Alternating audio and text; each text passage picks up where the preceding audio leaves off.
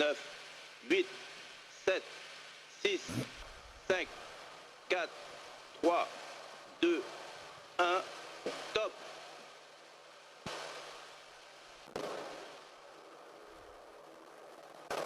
Allumage Vulcain. Allumage 2 EAP, décollage.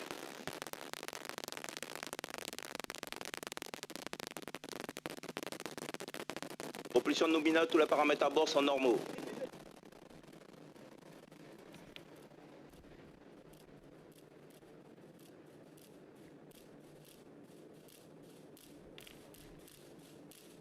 Tous les paramètres à bord sont normaux. Well, we have just seen Ariane-5 disappear into space. Do stay with us, everyone, because what's going to happen next is as crucial as the launch. This is, of course, the moment when the two satellites, GISAT-24 and MISAT-3D, are placed into orbit. David, you're our space expert tonight. Ariane-5 still has a long way to travel before the separation of the two satellites. Where and when will this happen, and how many kilometers away from the launch site?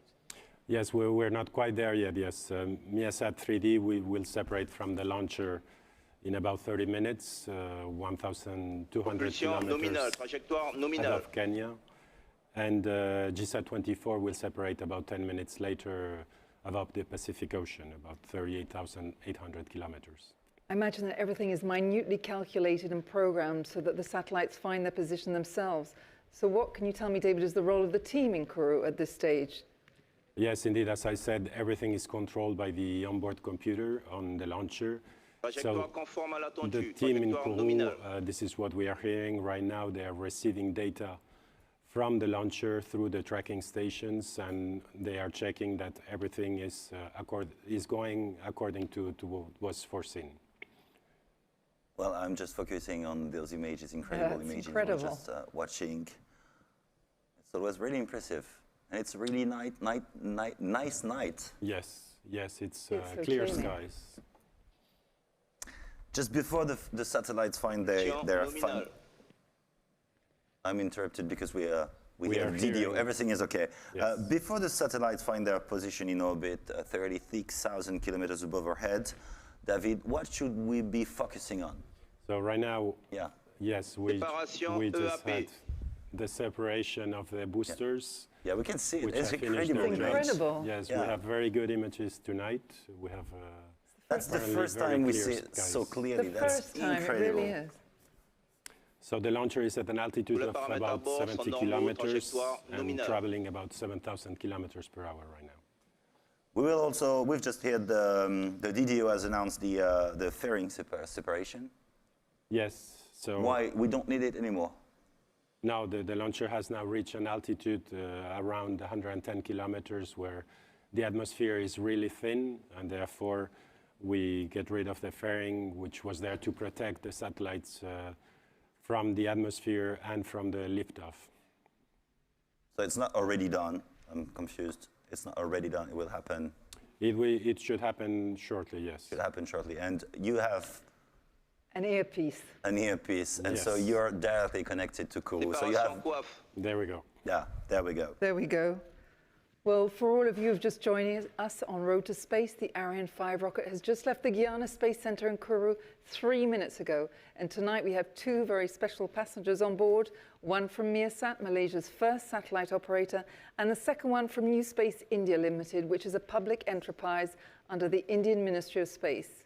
And in 20 minutes, MISAT-3D will be the first released into space. David, can you tell us a bit more about its future position? La propulsion est nominale. Yes, so MISAT-3D will be in geostationary position, 36,000 kilometers above the Earth. The satellite will be fixed with respect to the ground, as I explained before. And so it will be in what we call the 91.5 degree east orbital slot, which if you look at a world map, you will see that 91.5 degree longitude east is over the Indian Ocean, about 1,000 kilometers from Kuala Lumpur. So it will be in a perfect position to serve Malaysia and Southeast Asia. Okay, MISAT-3D is part of the MISAT family. We had MISAT 1, 2, and 3A. Launched all by Ariane Space in 1996 and 2014. It's a long-time partnership between the client and Ariane-Space. Yes, indeed. Ariane-Space has had a very strong relationship with the Asia-Pacific region for years, for decades. And MISAT and Malaysia are indeed very important customers to us, yes. MISAT 3D and GISAT-24 are still continuing their journey into space on board Ariane-5. Let's now have a look at the screen and some incredible images we have of today's liftoff from the Guiana Space Center, which happened just a couple of minutes ago.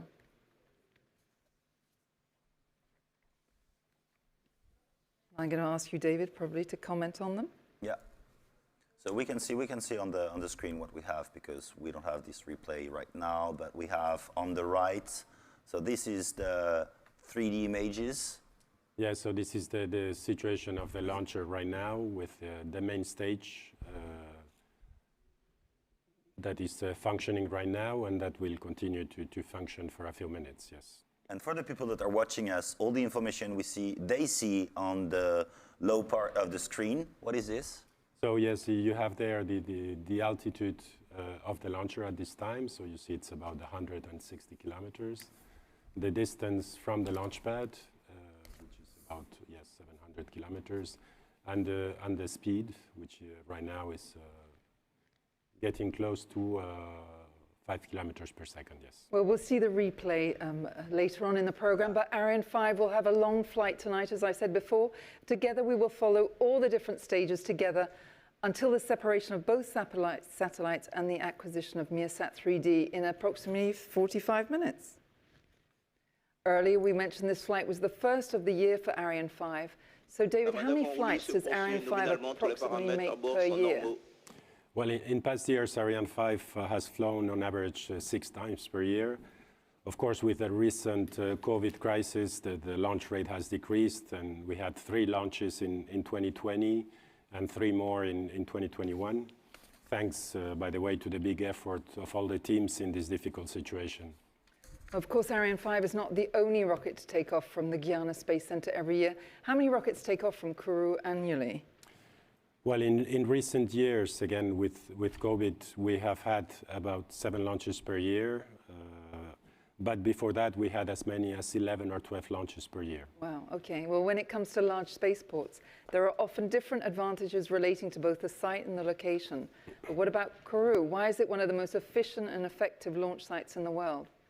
Well, with its location, which is very close to the equator, Kourou offers the launchers an extra push when going to space, when going towards the east, thanks to the rotation of the Earth. So this is a great advantage when going into geostationary orbit, like it is the case today. This push, together with the low inclination orbits that can be reached, is a great advantage for the customers, because they will use less fuel to go into orbit. And also the geography makes it possible to launch towards the north, towards the east. So all kinds of orbits are possible to be reached from Kourou.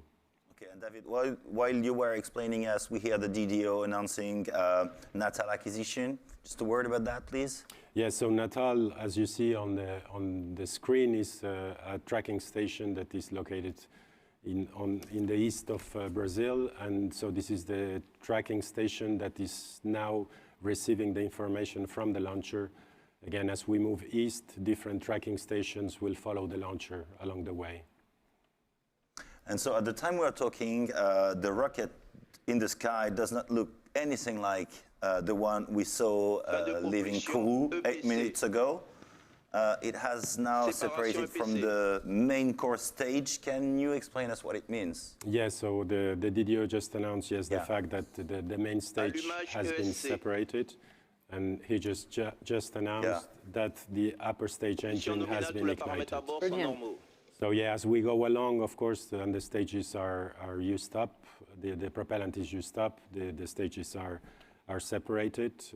Right now, the launcher configuration that you see on the screen is about 30 tons, to be compared to the 775 tons that we had at the time of liftoff. Quite incredible. So the higher you go, the lighter it will be. The lighter you get. We just hear the last of Galliot signal, if I'm right. I'm just looking. Yeah, we lost Galliot's signal. What does it mean? Does it mean the rocket is out of sight, out of here, out of connection? With Kourou, yes, that's right. Galliot is the tracking station in Kourou. And of course, as we move towards the east, at some point, we are no longer visible from Kourou. But again, this is not an issue because we have other tracking stations along the way that will continue to follow the launcher.